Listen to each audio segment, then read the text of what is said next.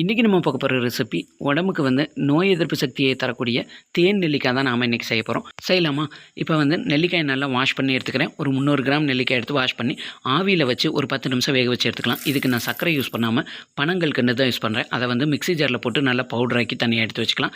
இப்போ வேக வச்ச நெல்லிக்காயை இந்த மாதிரி கட் பண்ணி எடுத்து இப்போ தனியாக எடுத்து வச்சுக்கலாம். இப்போ ஒரு பேனில் நம்ம பவுடர் பண்ணி வச்சுருக்கிற பனங்கற்கண்டை சேர்த்துட்டு ஒரு 3 டேபிள் ஸ்பூன் அளவு தண்ணி சேர்த்து நல்லா இந்த பனங்கற்கண்டு நல்லா மெல்ட் ஆகட்டும். அதுக்கப்புறமா நம்ம எடுத்து வச்சுருக்க நெல்லிக்காய் இதோட சேர்த்துட்டு மூடியை போட்டு மூடி அடுப்பை சிம்மில் வச்சுட்டு ஒரு 30 நிமிஷமாவது வேக வைக்கணும். ஒவ்வொரு 5 நிமிஷத்துக்கு ஒரு வாட்டி அதை நல்லா மிக்ஸ் பண்ணி விடுங்க. இந்த அளவு கலர் சேஞ்ச் ஆகி நல்லா வரும்.